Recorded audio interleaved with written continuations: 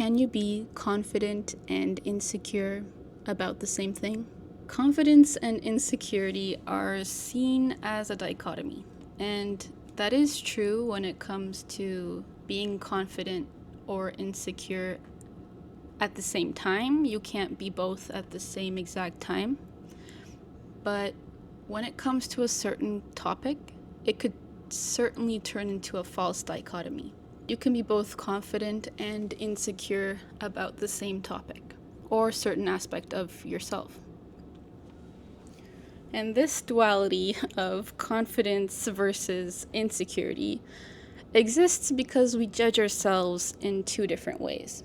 There's first order of judgment, where you're judging yourself, and there isn't any outside influence affecting you. You're basically judging yourself in a vacuum. It's what you think about when you're by yourself in front of the mirror or just thinking. It's the judgments you make about yourself. And then there's second order judgment, or recursive judgment, or judgmentception, shall we say. And that's you judging yourself through your lens of how others potentially see you. So I'm judging you that you'll judge me a certain way. And I'm judging myself through my lens of your lens. So I'm judging me as if you were judging me when I'm the one judging you and the one judging me. I'm judging everybody. I'm judging you and me. That's what second order judgment is. And first order judgment and second order judgment can be two different judgments. One of them can make you feel confident, and one of them can make you feel insecure. As an example, my first order judgment of myself when I look in the mirror is I think I'm beautiful. It's true. I look in the mirror and I'm like, whoa, you're pretty. You're a pretty cute girl. But it's not the same when it comes to second order judgment. When I judge myself through my judgment of how others will judge me, it's a whole different story. Like, it's the exact opposite. I think others think I'm not pretty. I judge myself as being unattractive and pretty mid in the eyes of others. I'm just, some extra in the background that people won't pay attention to. That's my second order judgment on myself.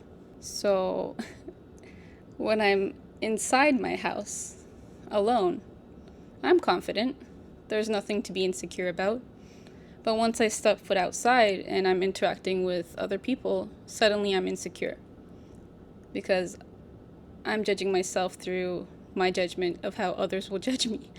And I feel insecure because that judgment is a negative one.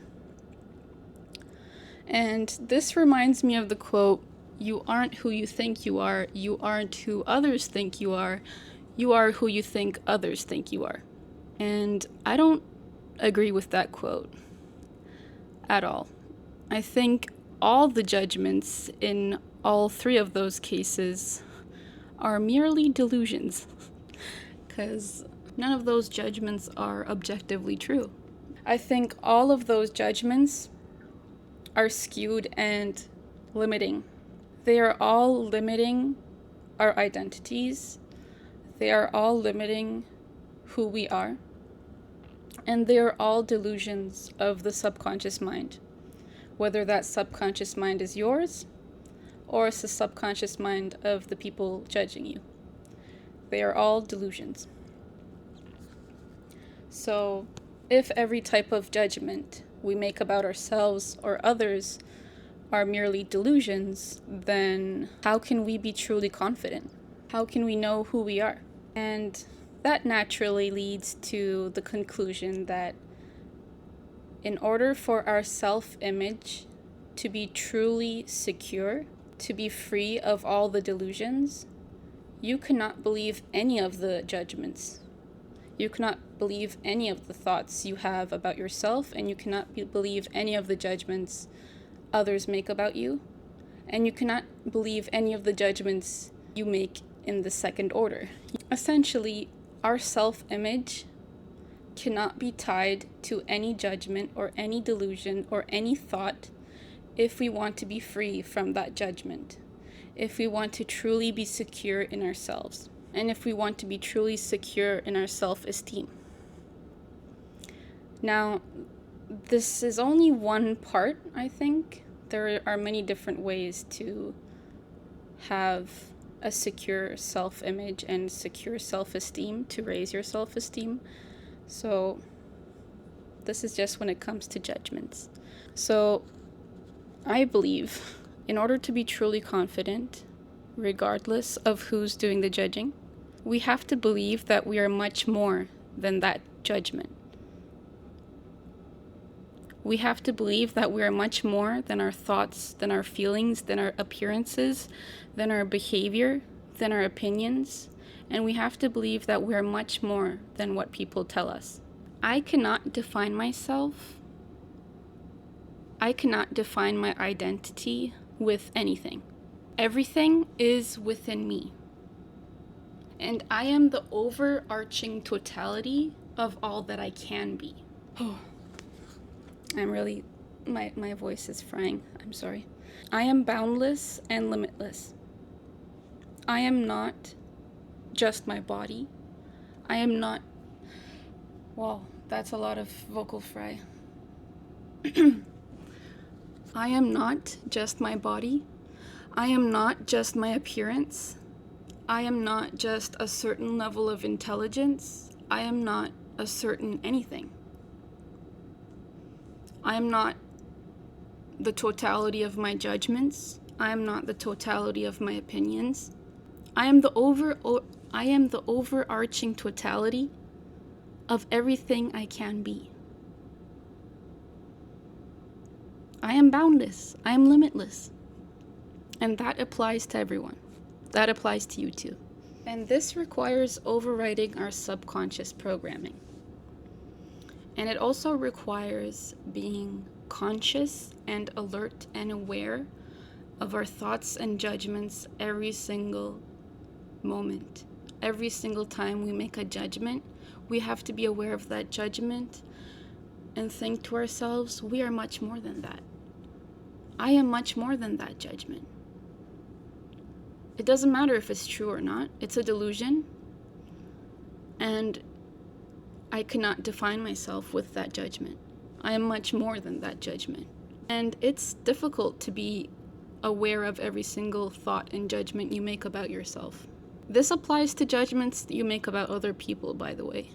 Every time you have a judgment about someone else, a random stranger on the street, some friend you know, a family member, every time you make a judgment of others, you have to have that same thought as well. You have to think to yourself, oh wait, they are much more than that. They are much more than the judgments I make about them. So there's no point in judging them. Same goes for yourself, same goes for others. You are much more than your judgments, so there's no point in making them. Because whatever judgment you make about yourself, you are still much more than that. Now, that's why I think affirmations and positive self-talk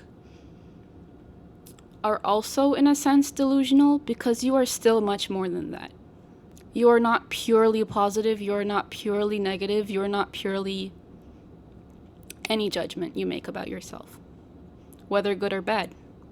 So there's no point in saying affirmations to yourself every day. I'm beautiful, I'm smart, I'm intelligent, I'm attractive, I'm successful, I'm lucky. Sure, it counterbalances out the negativity that you drown yourself in, but all of those judgments, good and bad, are still not nearly enough to define who you are. You are still much more than that. You cannot be defined by any adjective. You just are. You're just you. And you don't have to find a dictionary term for yourself. You don't have to create a label for yourself. You just are you. And you're much more than all of those judgments. I hope I don't have to repeat myself 100 times, but that's the case. And I think as a society, this requires reducing labels instead of creating more. And that might sound controversial, but there are some languages out there where there is only one pronoun, and you have no other choice. You have to use that one pronoun, and it applies to everybody, regardless of what you identify as. You only have one pronoun to use in that language. And I think that's how it's supposed to be. The less labels, the less pronouns, the less words you have to label yourself, to attach to your identity, the more you can be. The more free you can be to be yourself. Because you are much more than those pronouns, you are much more than those adjectives, you are much more than the judgments, the thoughts, the opinions, the categories that you confine yourself to. But as controversial as it might sound, I believe reducing labels, reducing adjectives we use for ourselves, reducing judgments, thoughts, opinions, I don't know if we can make them, I don't think we can remove judgments completely. We still judge things to discern whether it's safe for us or not. And some level of discernment and analysis and observation and judgment is required to survive. But it's also true that we should be aware and conscious and observant of our judgments and remember that we are much more than that. And that's just my take on confidence and how judgments relate to our self-esteem. Now, because I'm not a psychologist or a medical professional, my opinions, please take them with a grain of salt. And if you're interested in learning more about confidence and self-esteem and ways to raise your self-esteem, I would suggest checking out different sources of information that I do have a handful of helpful channels by professionals in their field, in the field of psychology, which I will list in the description if you would like to check those out. But just to name them out loud, there's Psychology with Dr. Anna, there's HealthyGamerGG, there's Therapy in a Nutshell, and there is the Holistic Psychologist.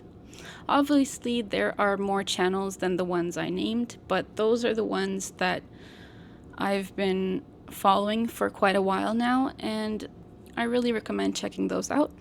And remember, you are much more than your thoughts and judgments, and you are much more than anything you can define yourself as. So, thank you so much for watching. I hope you have a lovely week, and please take good care of yourself. Please be kind to yourself. Please be kind to others. Don't give up on your life. Don't give up on life and growth and love. And I hope you subscribe, and I hope you follow along, and I hope I inspired you in some way. And if you like this video, you can watch my other videos and maybe you can subscribe. Alright, so thank you and take care. Bye.